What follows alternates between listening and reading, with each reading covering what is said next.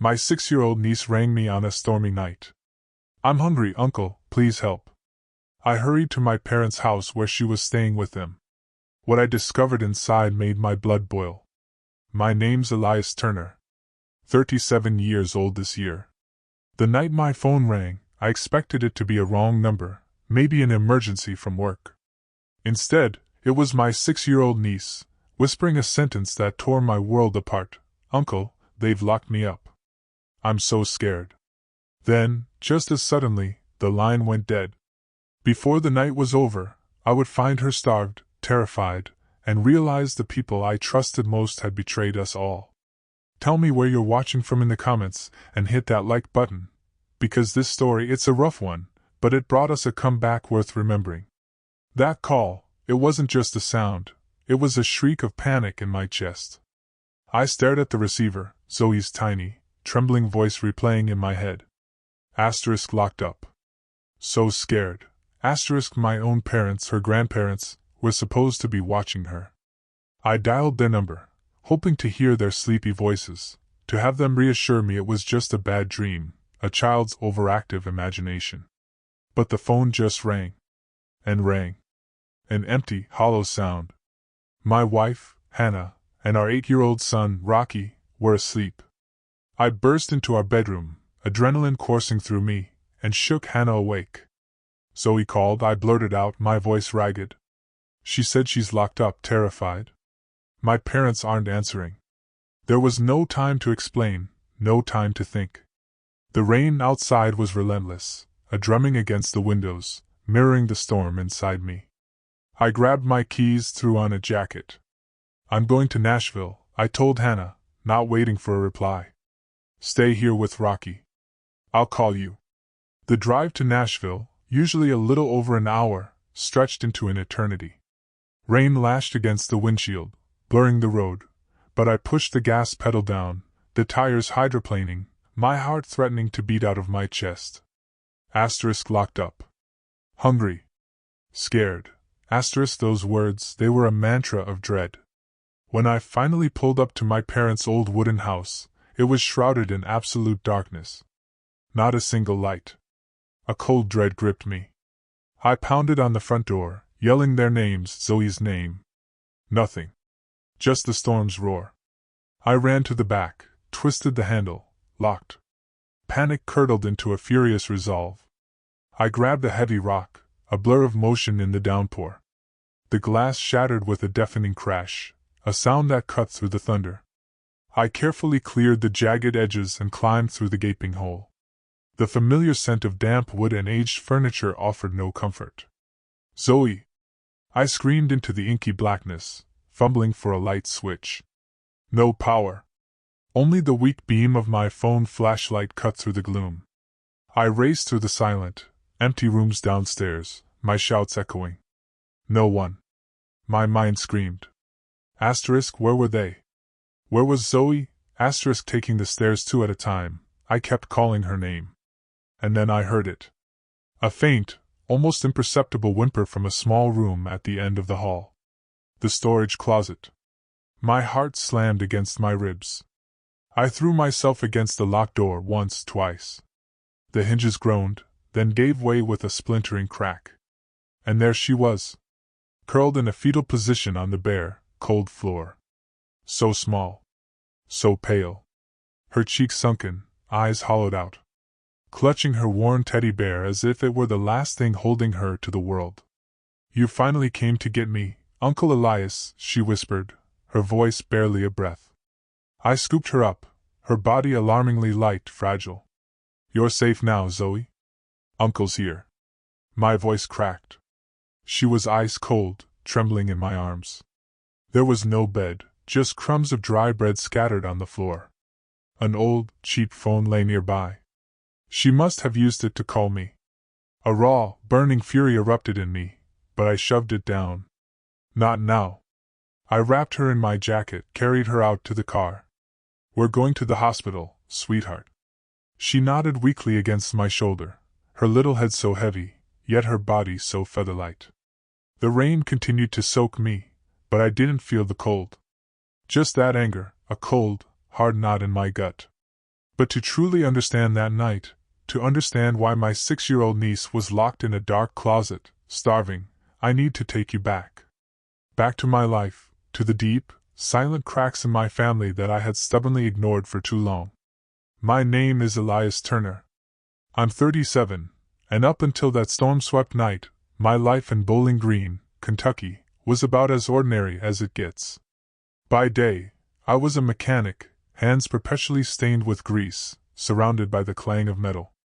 By night, I came home to my wife, Hannah, and our spirited, but generally well-behaved, 8-year-old son, Rocky. We lived in a modest wooden house just off the highway, with a patch of backyard where Rocky could chase a soccer ball and Hannah could coax a few vegetables from the earth. Mornings were for brewing coffee, quick goodbyes, then diving into the grind. Life was simple, not flashy, but it felt solid, fulfilling. Until it wasn't. The reason Zoe was even in that situation began years before, with my younger brother, Jetson. He was 5 years my junior, born into what my parents called the lucky year. Jetson was brilliant, always had been. I remember our childhood in Nashville, me tearing around outside with my friends, while he'd be inside, hunched over the study table, sketching intricate machine diagrams.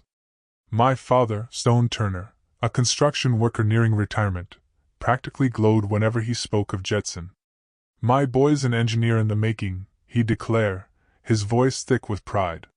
He's going to elevate this family. My mother, Robin, was even more devoted, always saying Jetson took after her, slender, sensitive. I never felt a pang of jealousy. Jetson was my little brother, I adored him. We grew up sharing everything, from an ancient bicycle to our teenage secrets. When I turned 18, I left Nashville, heading to Bowling Green to start my own life, eventually marrying Hannah, a girl I'd known since high school. Jetson, meanwhile, went off to college, graduating at the top of his class as a mechanical engineer. He found a wonderful woman, Mia, gentle and kind, and they welcomed their daughter, Zoe, when he was just 28. The first time I held Zoe, with her big, round eyes, those slightly curly locks, and a smile that could melt stone, it felt like cradling a piece of my brother's heart. Everything seemed perfect. Jetson was thriving at a big engineering firm, earning a fantastic salary, living in a beautiful, spacious house in Nashville. We'd gather a few times a year for holidays. I'd always joke with him, Mr. Rich Engineer, don't forget your struggling older brother. He'd just laugh, clap me on the shoulder, and promise, Elias, I'll take care of everyone. Just wait until I buy an even bigger place, you'll all have a room. Those were the good times. Truly beautiful. Then disaster. It hit like a rogue wave, utterly unexpected. Jetson was 30. One autumn evening, Mia was driving Zoe home from a shopping trip. A drunk driver veered into their lane. Head on. Mia died instantly. Zoe somehow, miraculously, survived with just minor bumps and bruises. But Jetson, he simply shattered. The hospital called me. I drove from Bowling Green to Nashville like a madman, the world a blur. I found him by Zoe's bedside, his face ghostly pale, eyes raw, swollen. Mia's gone, he choked out, his voice utterly broken. I pulled him into a hug, fighting back my own tears. Mia was his world, his first love, his partner, the mother of his child. From that day, Jetson was never the same. He tried at first. He kept going to work, tried to raise Zoe with my parents' help. But the grief was a monstrous weight. He started drinking. A glass to numb the pain, then entire bottles. He quit his job, holed himself up in that big, quiet house, forgetting to eat, forgetting everything. I called him every week, pleading with him. Jetson, you have to live for Zoe. She needs her dad. He'd promised to try, but then he'd relapse, spiraling deeper. One night, he called me at midnight, his words slurring. Elias, I can't bear it anymore. Why did life take Mia from me? I listened, offered what comfort I could, but a profound helplessness washed over me. My own life, my job, my family in Bowling Green, they held me captive. I wanted to help, but how? It only got worse. He started abusing the sedatives prescribed for his depression, taking too many, blurring the edges of his mind. Zoe, barely 3 years old, felt the impact. Her bright smile faded. She'd sit alone for hours, clutching her mother's old toys. My parents, Stone and Robin, who lived just a few blocks away, stepped in more directly. They'd pick Zoe up, ensure she ate properly. My father, always concerned with appearances, wanted the family to seem flawless. My mother would often talk about her sacrifices to me. They pressed Jetson to seek professional help, but he'd always brush them off, defensive. "I can handle it," he'd snap. I remember the very last time I saw Jetson before everything truly unraveled. It was a scorching summer afternoon. I drove to Nashville. He was slumped on the sofa, dark circles under his eyes, empty liquor bottles scattered around him like fallen soldiers. Zoe ran to me, her tiny voice saying, "Uncle Elias, Daddy's always sleeping." My heart seized. I dragged Jetson outside, into the baking heat of the backyard, and spoke to him sternly. "You have to get it together. Zoe needs you. If you can't, let me take her to Bowling Green for a while." He shook his head, tears streaming down his face. "I can't be away from her, Elias, but I'm dying inside."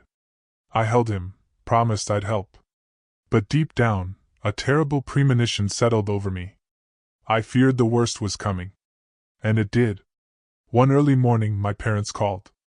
My mother's voice was a ragged whisper.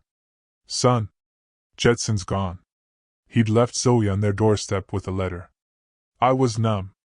I sped back to Nashville. Jetson's letter was scrawled desperate.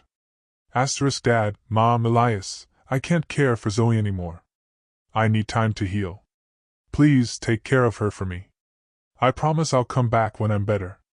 Love you all." Zoe, just 4 years old, stood trembling beside my parents, clutching her old teddy bear. Her eyes, glistening with unshed tears, looked up at me. "Where's Daddy, Uncle?" I had no answer. All I could do was hold her close, promising her that her father would return soon. It felt like my heart was being physically crushed. Jetson, my bright, kind little brother, the one I thought would achieve great things, had abandoned his child to escape his own pain. I knelt, looked into her big, round, searching eyes, holding back my own tears. "Don't worry, sweetheart. Uncle's here. Grandpa and Grandma will take care of you, and I'll come visit often." She nodded, but her gaze was distant, yearning for an answer I couldn't give. I stood up and turned to Stone and Robin on the porch. My father, with his silver hair and solid build, stood with his arms crossed, deep in thought. My mother dabbed her eyes, muttering, "How could Jetson do this to her?" I didn't blame Jetson. I understood his unbearable grief. But leaving Zoe like this, suspended between fragile hope and utter despair, tore at my soul. I looked at my parents, keeping my voice level. "Mom, Dad, you'll take care of Zoe, right? She needs a stable home." My father nodded firmly. "Of course, Elias. She's our granddaughter." Robin added, her voice resolute, "Don't you worry, son. I'll treat Zoe like my own." I stayed at their house all day. The familiar smells of my childhood, the ticking clock, the worn sofa where Jetson used to read, they all felt alien now. Zoe sat in a corner, clutching her bear, occasionally glancing at me. I told her stories about her dad and me, promised to bring Rocky to play. She offered a faint smile, but it couldn't mask the sadness in her eyes. My parents moved quickly on the legal front, contacting authorities, applying for guardianship. I stayed a few days, running between offices, filling out forms. It was all approved. They'd receive about $500 a month in foster care stipends, not a fortune, but enough for Zoe's clothes, food, and school supplies. Stone held the documents, looking at me. "This is our family's responsibility, Elias. We'll do right by her." I nodded, a wave of relief washing over me. They were my parents, her grandparents. I trusted them to love and care for my niece. At first, everything seemed fine. I returned to Bowling Green, settling back into the rhythm of the garage. For a while, I called weekly to check on Zoe. Robin would tell me, Zoe's thriving, Elias. I bought her new dresses, baked her favorite cookies. Stone would boast, took her to the park last weekend, she loved it. Hearing this warmed me. Zoe was cared for, loved. That's all I wanted. Hannah, ever the optimist, would squeeze my hand. Don't fret, honey. Your parents are adults. They'll do a good job. Rocky, our son, was excited, constantly asking when he could visit his cousin Zoe in Nashville. I promised him soon. In those first few months, I visited Zoe whenever I could, though not as often as I truly wished. The drive was long, work at the garage was relentless, demanding overtime to support my own family. Hannah had her demanding hospital shifts, and Rocky was at that age where I was constantly shuttling him to soccer practice. Life simply pulled me in 1,000 directions. But every time Zoe crossed my mind, a familiar pang of guilt would surface. I need to visit her more often, I tell myself. But weeks blurred into more weeks, and I settled for phone calls, listening to Robin's cheerful updates. Zoe's doing great, Elias. She's learning to draw. On those rare occasions I did manage a visit, bringing Rocky along, Zoe would light up, running to hug him. They'd play in my parents' yard, chasing each other around the old oak tree, their laughter a precious sound. Watching them, I felt a fragile sense of peace. Zoe still had that faint smile. A flicker of her childish innocence remained. But I was blind to the subtle, insidious cracks forming just beneath that calm surface. About a year later, the shift became undeniable. Zoe seemed less vibrant. During one visit, she looked noticeably thinner, her cheeks hollowed, her skin almost translucent. She sat in a corner, clutching her teddy bear, barely speaking. Zoe, I asked softly, what did you eat today? She hesitated, then whispered, bread and cheese. I turned to Robin, trying to keep my voice even. Mom, Zoe looks so thin. Are you feeding her enough? She laughed it off, waving a dismissive hand. Kids, Elias. She's just a picky eater. We're working on it. My father interjected, don't worry. She's fine. We're taking good care of her. But Zoe's eyes, they haunted me. They no longer held any spark. They were distant, searching for something I couldn't name. I tried to convince myself my parents were doing their best, that they loved her. But a persistent, chilling unease began to creep in. I started noticing other things.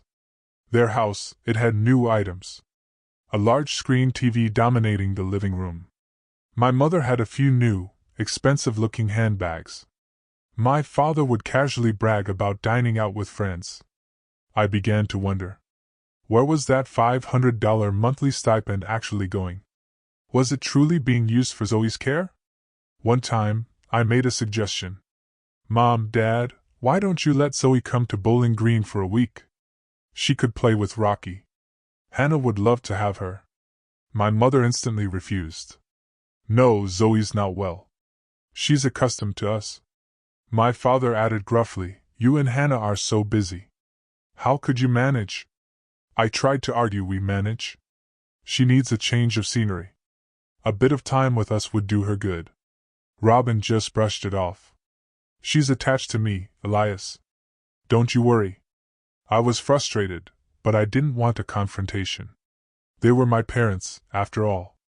I told myself to trust them. But the guilt for Zoe wouldn't let go. Lying next to Hannah at night, I'd whisper, Hannah, do you really think Zoe's okay?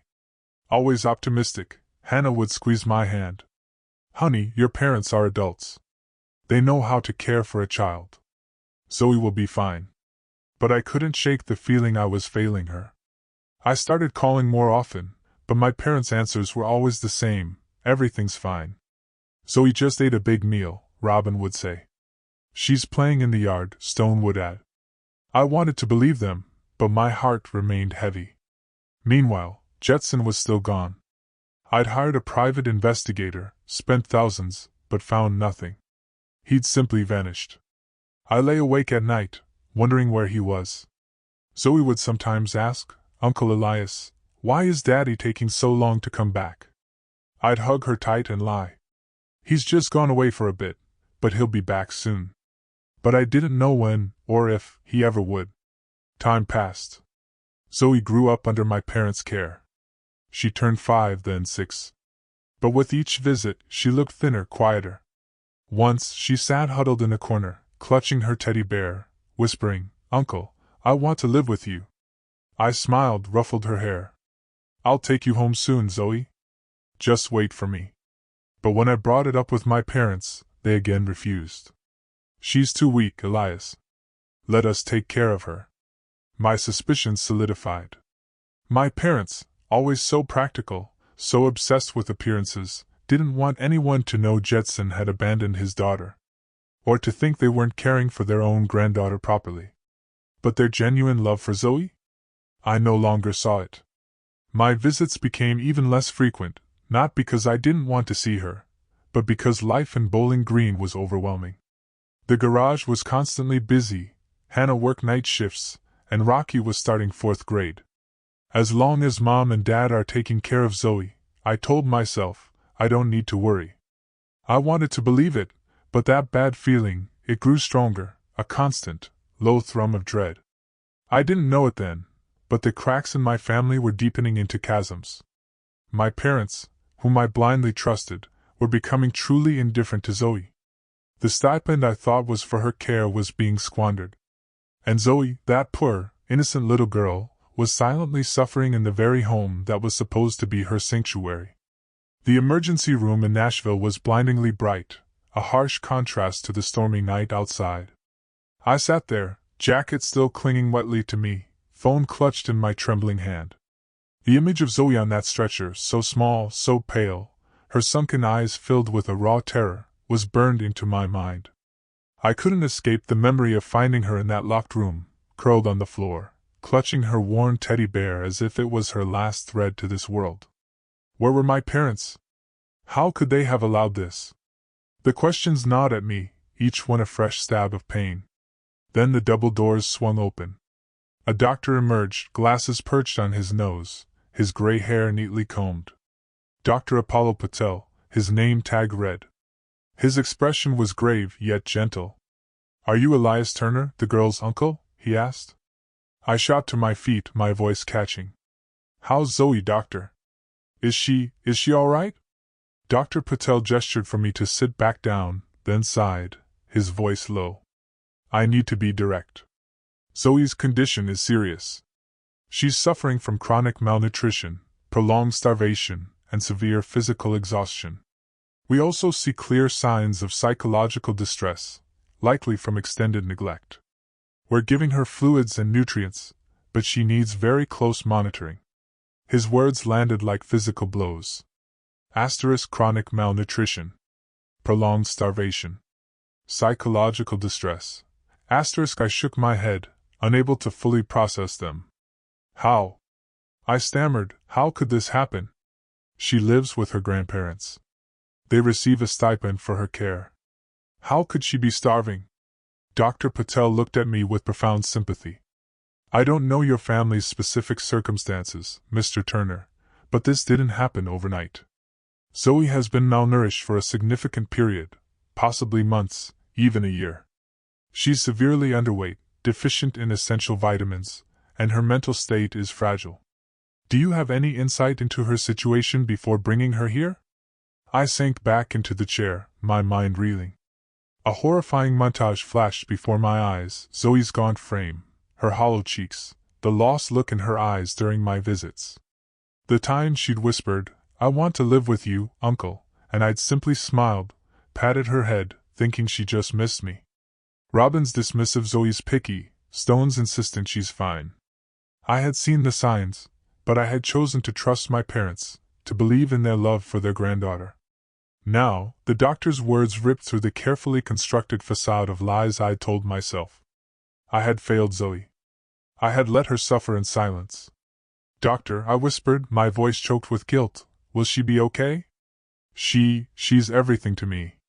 Dr. Patel placed a reassuring hand on my shoulder. "We'll do our absolute best.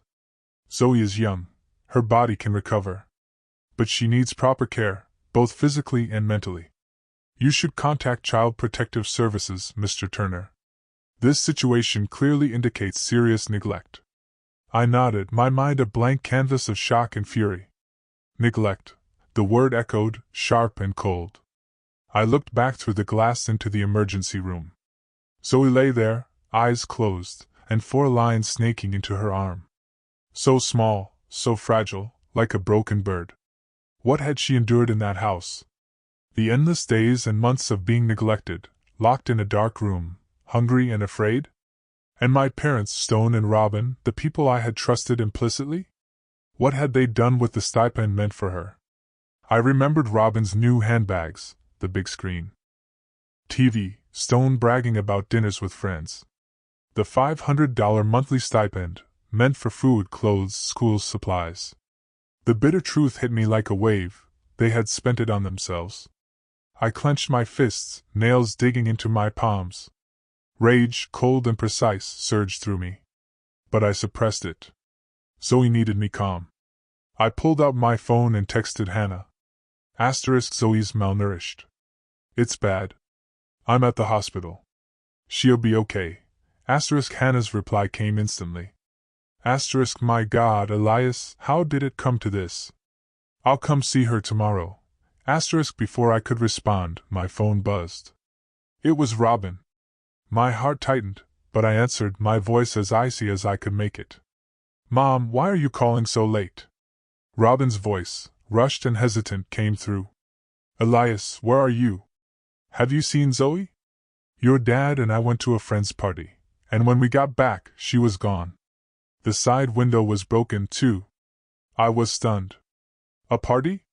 They left Zoe alone, locked in a house, to go to a party? It was unthinkable. I wanted to scream, to drive straight back and confront them, demand the truth. But I held back, feigning ignorance. What do you mean Zoe's missing? You left her home alone? I emphasized each word, struggling to keep my voice steady, though a furious heat boiled inside me. Robin fumbled. Well, we thought Zoe was asleep, and we were only gone for a bit. When we got back, she wasn't there. Have you seen her? We saw your missed calls. Did you take her? I heard Stone in the background gruff. Tell Elias not to make a big deal out of this. I clenched my jaw, witnessing their blatant deceit. They weren't worried about Zoe's disappearance. They didn't even know she was lying in a hospital, too weak to sit up. They just wanted to cover their tracks, to save face. Mom, I said, my voice trembling with suppressed fury. How could you leave Zoe alone? She's 6 years old. You knew she was frail. Why weren't you home taking care of her? Robin faltered, her voice rising in indignation. Elias, you're talking like we abused her or something. We just stepped out for a bit. Zoe's well behaved. You know that she can sleep on her own. Stone cut in, his tone sharp, accusatory. You dare blame us? You're too busy to care for her yourself, so don't you lecture us. I was speechless. Not a single word of apology, not a hint of genuine concern. Only blame and wounded pride. I wanted to scream into the phone, to tell them Zoe was fighting for her life because of their neglect. But I stopped myself. If I spoke now, they'd find a way to deflect, to feign concern, to spin a narrative. I had to protect Zoe first.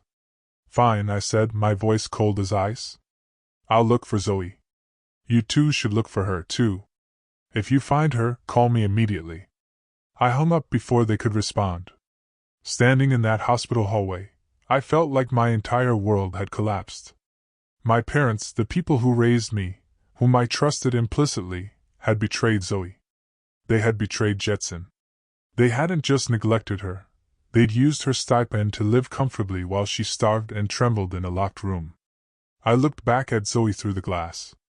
A nurse was checking her monitor, her eyes filled with a quiet pity. Zoe, I won't let you suffer anymore. But I knew that to keep that promise, I'd have to unearth the horrifying truth about my own family. My parents weren't just indifferent. They had abandoned Zoe, leaving her to endure hunger and profound loneliness. I had to act, not just for Zoe, but for my own conscience. I called Hannah, my voice shaking. Hannah, they left Zoe alone to go to a party. I'm calling the police. She can't stay with them anymore. Hannah sobbed over the phone. Oh my God, Elias, how did it come to this? Whatever you do, bring Zoe to us, okay? I nodded, though she couldn't see me. I will, I promised. I promise. I hung up and looked at Zoe again. Frail, but alive. That was my only glimmer of hope. I knew the road ahead would be rough. My parents wouldn't release her easily. They'd blame me, fight to save their image. But I was resolute. Zoe would never return to that house. Never. Sitting in that hospital hallway, the steady hum of machines in the ER a constant reminder of Zoe's fragile fight, I knew the real battle was only just beginning. I took out my phone, drew a deep breath, and dialed the Nashville police. An officer's voice answered. Nashville Police Department. How can I assist you? I tried to keep my voice even, despite the thunder in my chest. I need to report an incident. My niece, Zoe Turner, 6 years old, was left alone at her grandparents' house. I went to check, and the house was locked, no one was there, and she was missing. I paused, choosing my words carefully. I didn't mention finding Zoe, or that she was in the hospital. I needed time to gather the irrefutable evidence that would secure Zoe's safety, before my parents even knew what was happening. The officer asked for details, the address, Zoe's description, information about her grandparents. I answered succinctly, my voice stiff, masking the rage boiling beneath. We'll send someone to check immediately, he said. Can you come to the station to provide more information? I agreed, but my mind was already forming a different plan. I couldn't just sit and wait. I needed the full truth, about what had happened to Zoe over the past 2 years, about the $500 monthly stipend, about my parents' hollow promises. It was all a lie. Now, I had to expose it to protect Zoe, to ensure she never had to return to that house. I looked back through the glass door. Zoe was still there, and for a line in her arm, her small face pale, but mercifully calmer now. A nurse emerged. She's more stable, Mr. Turner, but she'll need to stay for a few days for monitoring. I thanked her, but my heart remained heavy.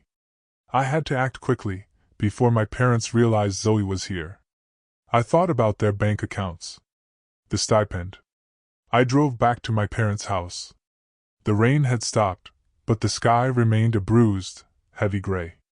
The house was still dark. They were probably out, frantically searching for Zoe. I slipped back inside through the broken window. The familiar scent of old wood and mildew now felt sinister. I flicked on my phone's flashlight, and went straight to my father's desk in the living room. He always kept important documents in that old, locked drawer. I rummaged through it, and there it was, a stack of bank statements. My heart hammered as I flipped through the pages. Their account showed the monthly stipend, $500, deposited like clockwork. But the transactions that followed made my blood run cold. Constant cash withdrawals. Shopping sprees at malls. Restaurant bills. Even a short trip to Memphis. There was no trace of purchases for food, clothes, or school supplies for Zoe. None. I snapped photos of every receipt, my hands trembling with anger. The money meant to nurture Zoe had been brazenly squandered on my parents' indulgences. I kept searching, moving to Robin's wardrobe. There, I found new handbags, expensive shoes, and a fur coat she'd once boasted about getting on sale.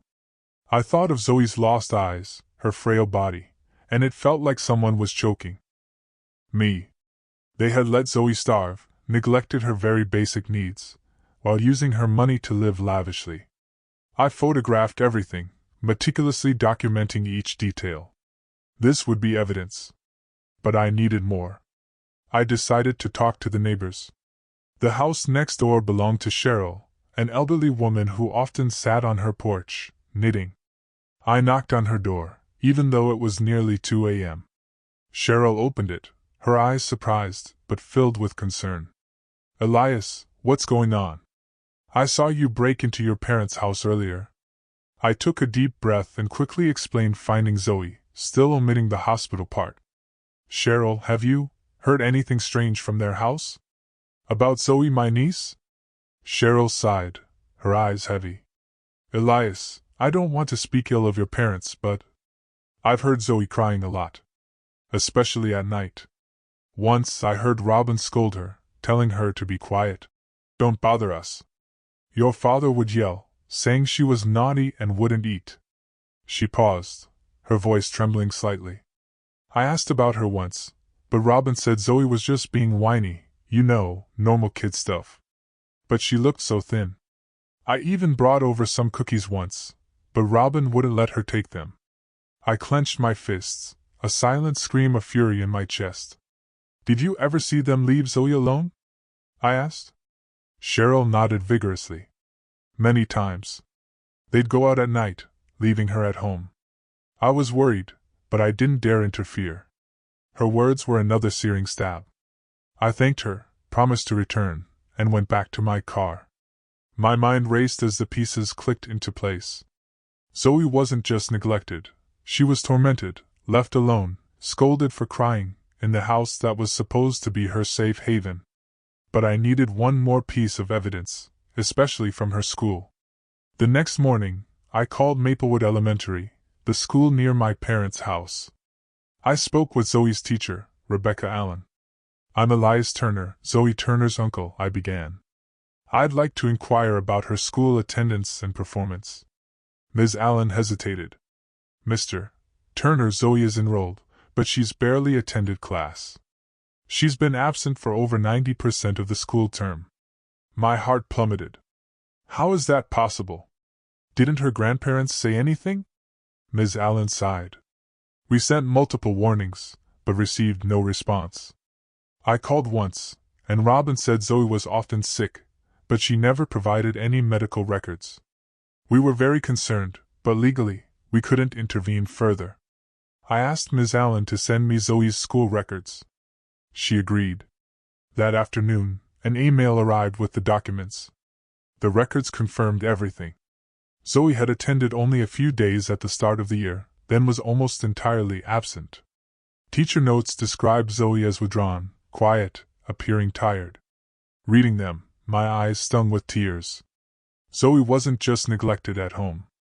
She'd been deprived of an education, socialization, the chance to live like a normal child.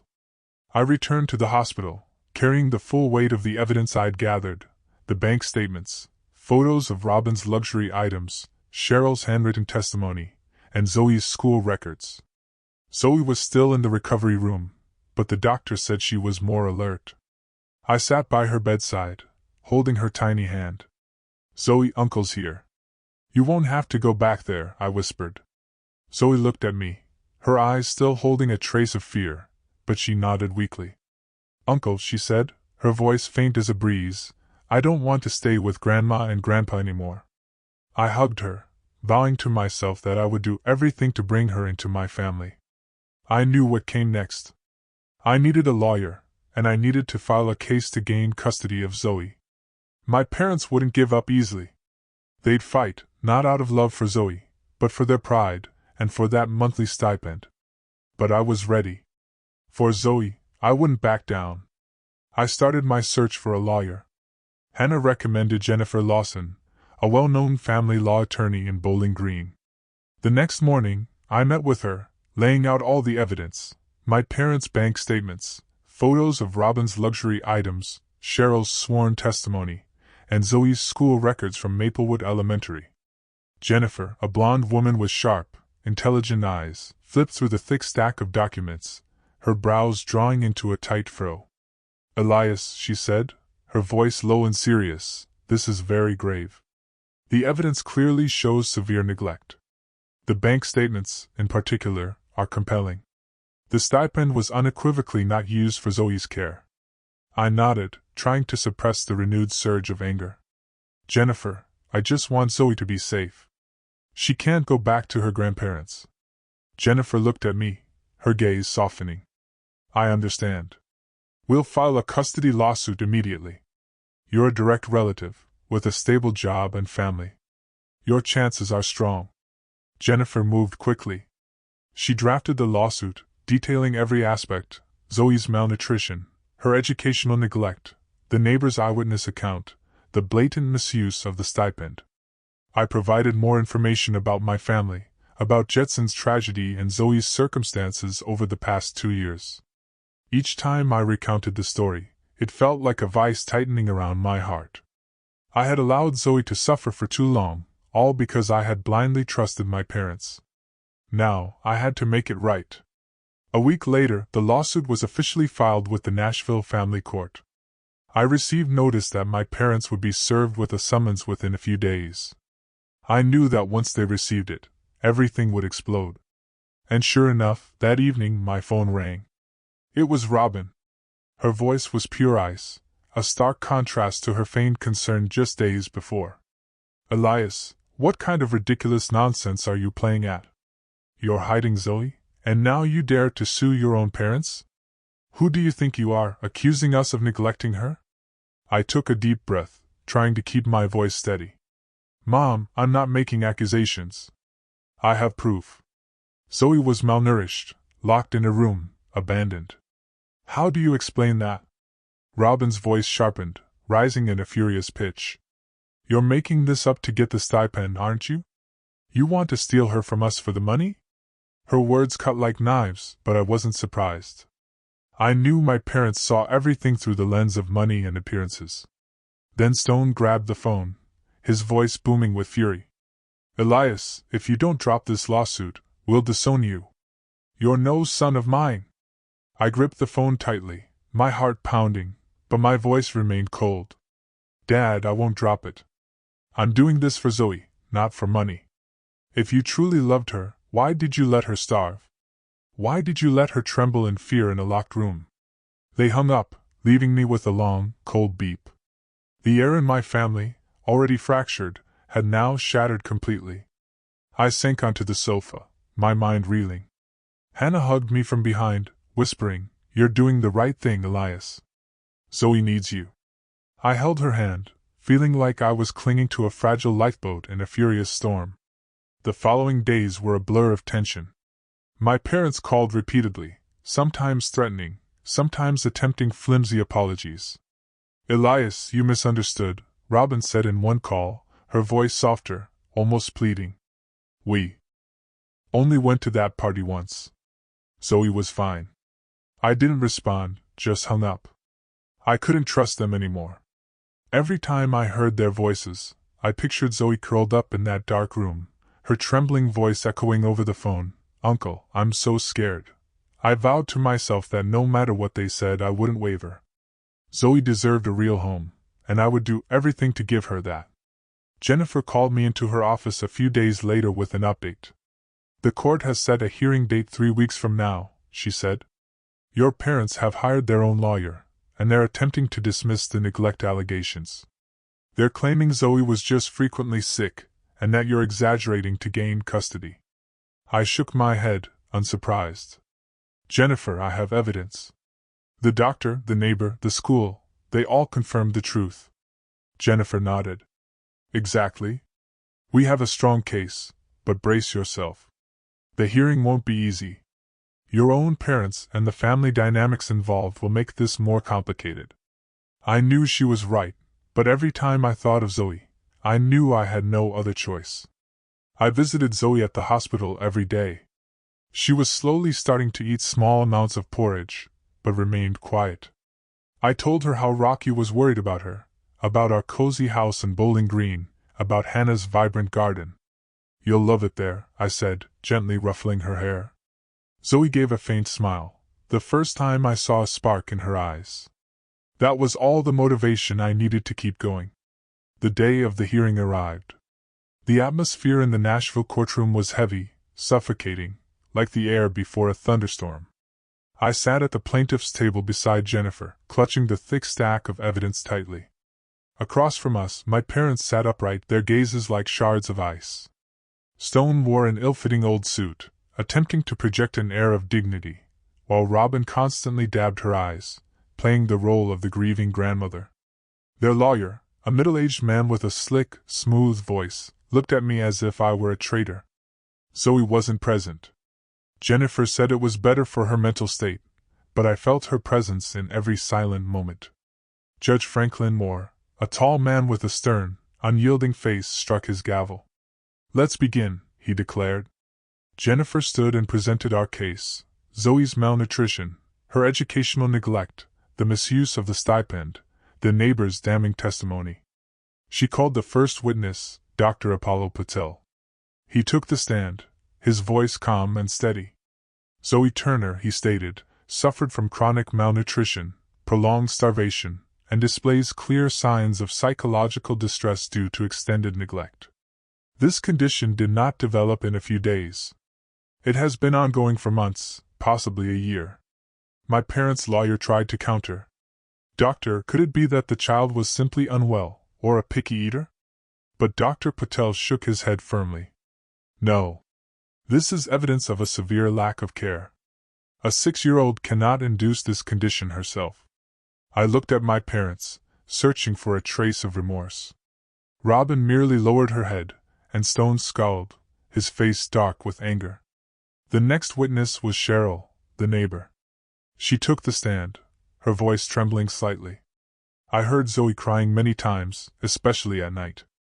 Mr. and Mrs. Turner often left her alone, going out until late. I even brought food over once, but Robin wouldn't let Zoe take it. Their lawyer tried to twist her words. You only heard crying. Children can be whiny, correct? But Cheryl stood firm. No. It wasn't whining. Zoe was scared. And I was very worried for her. Rebecca Allen, Zoe's teacher, was next. She presented the school records, showing Zoe had been absent for over 90% of the school term. We sent warnings, but received no response from Mr. and Mrs. Turner, she testified. Zoe was barely attending school. Judge Moore took meticulous notes, his expression growing more severe with each testimony. Jennifer then presented the bank statements, highlighting my parents' extravagant spending, handbags, fancy dinners, a trip to Memphis. The $500 monthly stipend was explicitly meant for Zoe's care, she argued, but there is no evidence it was ever used for that purpose. My parents' lawyer countered, claiming they had cared for Zoe, and that I was merely trying to steal her for the stipend money. Jennifer fired back sharply. Mr. Turner has a stable job and a loving family. He doesn't need the stipend. He just wants his niece to be safe. Then it was my turn. I took the stand, looking directly at the judge, my voice trembling but resolute. Your Honor, I am not doing this for money. I am doing this for Zoe. She was locked in a room, starved, denied an education. I am her uncle, and I want her to live in a safe environment where she is loved and cared for. I glanced at my parents, hoping they would lower their heads in shame. But Stone glared back at me, and Robin turned her face away. My parents took the stand next. Robin dissolved into sobs, claiming they loved Zoe and that she was merely frequently sick. Stone accused me of fabricating stories to tear the family apart. But the evidence was overwhelming. Judge Moore called for a brief recess, then returned with his ruling. Based on the overwhelming evidence and testimonies presented, he declared, this court grants full custody of Zoe Turner to Elias Turner. Mr. and Mrs. Stone and Robin Turner will be monitored by Child Protective Services, and the foster care stipend will be immediately terminated. The courtroom fell silent. Robin burst into fresh tears, but I knew it wasn't for Zoe. It was for her shattered pride. Stone stood up, pointing a trembling finger at me. You'll regret this, Elias. You're no longer my son. I looked at him, saying nothing. My heart ached, yes, but I had no regrets. I had chosen Zoe. And it was the only right choice. After the hearing, Jennifer patted my shoulder. You did well, Elias. Zoe will be safe with you. I nodded, but my heart was still heavy. My family was irrevocably broken, but I had genuinely had no other choice. I drove back to the hospital, where Zoe was waiting. I sat by her bedside, held her hand, and said, Zoe, you're coming home with Uncle. Everything is going to be okay now. She offered a faint, hopeful smile, then hugged me tightly, tears finally streaming down her face. The feeling of Zoe's small hands clinging to me, weak but full of trust, warmed my heart. I knew that from now on, I wasn't just Zoe's uncle. I would be her second father. A few days later, Zoe was discharged from the hospital. Dr. Apollo Patel gave me detailed instructions, a special diet, regular psychological monitoring. Her mental state was still fragile, he cautioned, but with consistent love and care, she would recover. I nodded, committing every word to memory.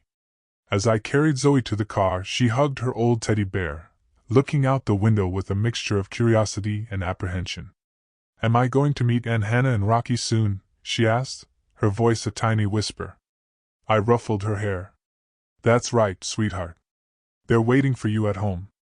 The drive from Nashville to Bowling Green was strangely peaceful.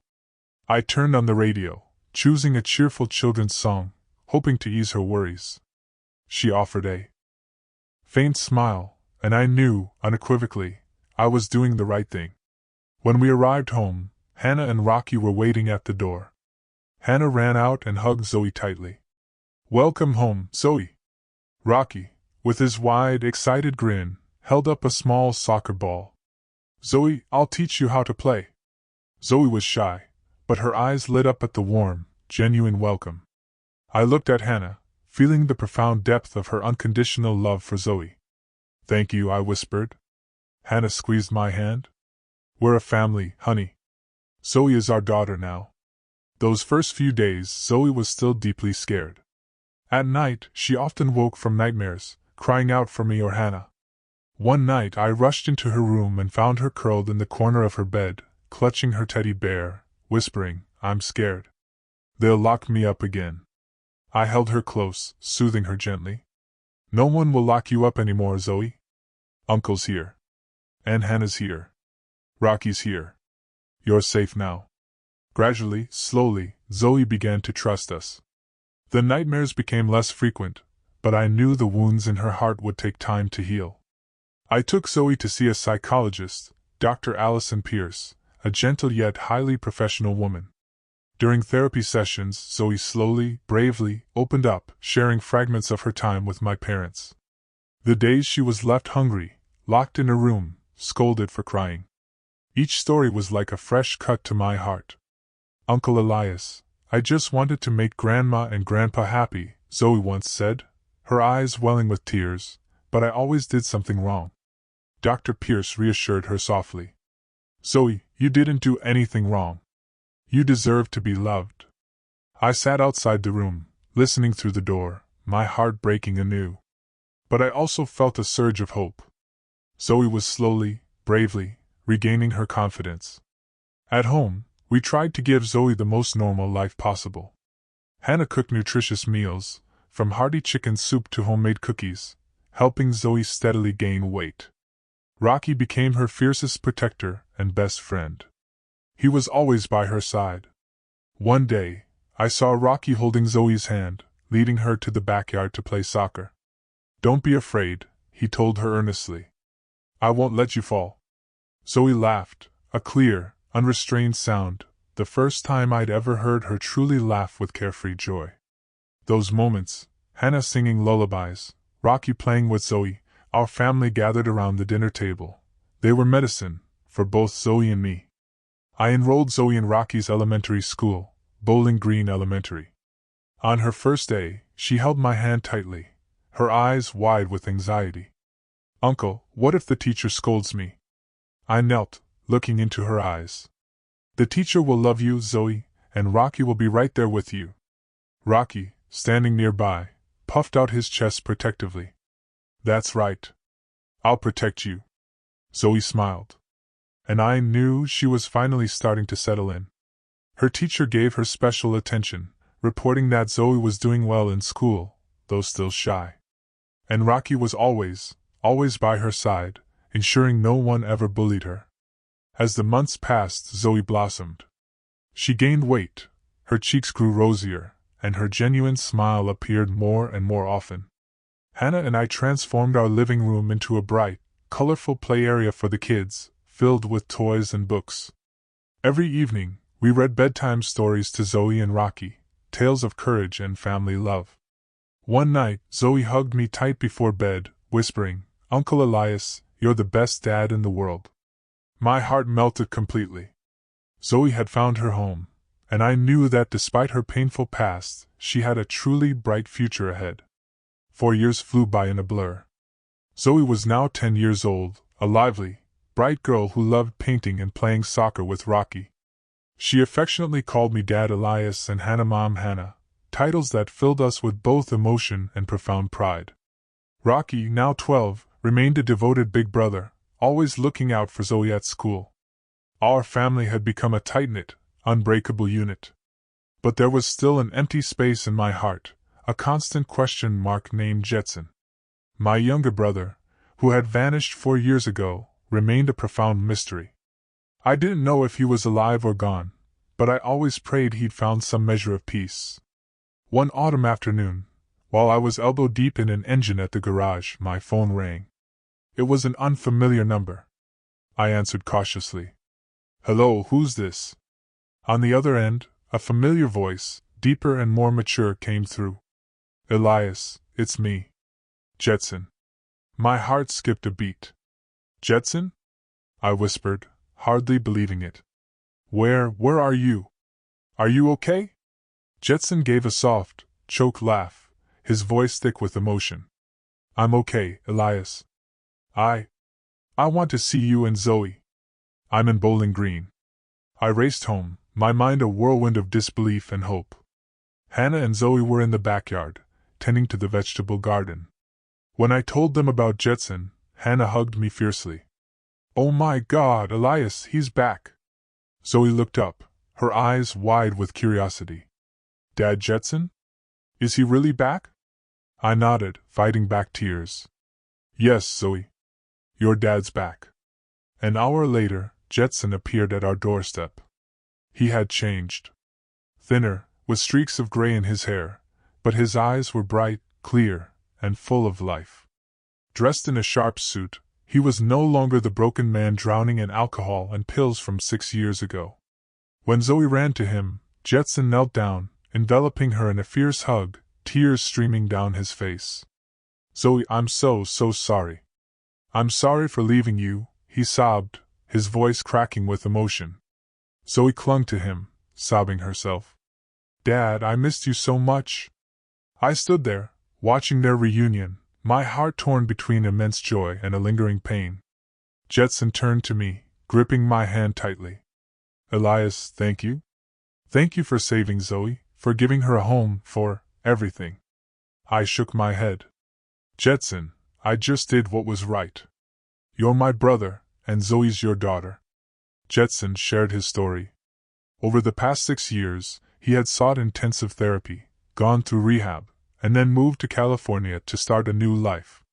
He was now a successful entrepreneur, running a small tech company. Jetson stayed with us for a week, reconnecting with Zoe. He spent every moment he could with her, playing in the park, telling her about his battle to overcome his pain. Zoe slowly warmed up to her father, though she still naturally called me Dad Elias. Jetson didn't mind, only smiling gently. "Elias, you deserve to be Zoe's dad." And then, Jetson made a surprising declaration. "I'm cutting ties with Mom and Dad," he said, his voice firm. "After what they did to Zoe, I can't forgive them." I nodded, understanding completely. I, too, couldn't forgive what our parents had done to their own granddaughter. The years of Zoe's neglect, her hunger, her terror in that locked room had left scars not only on her, but on Jetson and me as well. But now, seeing Zoe smile brightly beside her father, I knew we had, together, overcome the darkness to find the light. Our family, once shattered, was now rebuilding, piece by piece, with Zoe at the very heart of our love and hope. One morning, Jetson called me to the backyard. "Elias," he said, his voice low but resolute, "I've decided to take Zoe to New York. My company there is doing very well, and I want Zoe to have a fresh start, a new home, with me." I looked at him, seeing the maturity and determination in his eyes. Jetson was no longer the lost brother of years past. He had truly found himself again, and now he wanted to give Zoe the best future possible. I nodded, though my heart felt heavy. "You're right, Jetson. Zoe deserves that. But you have to promise to take good care of her." Jetson gripped my hand, his eyes glistening. "I promise. And I'll bring Zoe back to visit you often. We're family." Zoe ran out then, hugging both of us. I'll call Dad Elias and Mom Hannah every day, she said, her voice clear and bright. I ruffled her hair, holding back my own tears. We'll be waiting for your call, Zoe. On the day Jetson and Zoe left, our whole family saw them off at the airport. Zoe hugged Hannah tightly, then jumped up to hug Rocky. Rocky, I'll miss you so much. Rocky, trying to act tough, had visibly red eyes. Study hard, Zoe. I'll come visit you in New York. As Jetson and Zoe passed through security, she turned back to wave, her smile radiant like pure sunshine. I stood there watching, feeling both immensely proud and a little wistful. Zoe had found safety and love, and a loving father. But I knew I'd miss her every single day. A few days later, while cleaning my desk, I found an envelope tucked under a stack of bills. Inside was a check for $1 million, signed by Jetson. A small note accompanied it, written in his neat handwriting, just like our school days. Asterisk Elias, this isn't to repay a debt, because I know nothing can ever repay what you've done for Zoe. This is for you and Hannah to have a better life. To thank you for being an amazing brother to me, and a second father to Zoe. Asterisk I held the check, a quiet smile spreading across my face. Jetson had truly rebuilt his life, overcoming the crushing pain of losing his wife to become a successful, mature, and deeply grateful man. I didn't plan to use the money right away. I wanted to save it, perhaps for Rocky and Zoe's future. But that check, far beyond its material value, was profound proof of my brother's complete return. Meanwhile, I heard about my parents through a mutual acquaintance in Nashville. Stone and Robin lived in stark isolation in their old house, rarely venturing out. After the trial, the local community had learned the full truth about their neglect of Zoe. The friends who once partied with them now kept their distance, whispering about their shocking selfishness. Cheryl, the kind neighbor, told me over the phone that Robin had even tried to apologize to her, but her voice was still full of false remorse. They live in loneliness, Cheryl said. They know they were wrong, but their pride won't let them admit it. I didn't feel joy hearing this. Despite everything they'd done, they were still my parents. A part of me ached, thinking of them, old and utterly alone, victims of their own arrogance. But I didn't reach out. I had made my choice for Zoe, and I had no regrets. Sitting in our backyard, looking at the vibrant garden Hannah and Zoe once tended together, I reflected on everything. The fight for Zoe wasn't just a battle against my parents. It was a battle within myself, against the naivety of believing family bonds would always put love first. I learned, the hard way, that true love demands sacrifice, courage, and sometimes, the agonizing willingness to cut ties with toxic relationships. Zoe taught me that. With her resilient smile, and the way she clawed her way out of darkness to find her own light. If I could offer one piece of advice to anyone listening, it would be this: listen to your instincts. When I first saw Zoe's gaunt frame and lost eyes, I chose to believe my parents' lies. And it nearly cost her everything. Don't wait until it's too late. Protect the ones you love fiercely, even if it means confronting your own family, confronting painful truths. And most importantly, never give up hope. Zoe survived. Jetson returned. And I found the true meaning of family, not just in blood, but in unconditional love and unwavering responsibility. What would you have done in my shoes?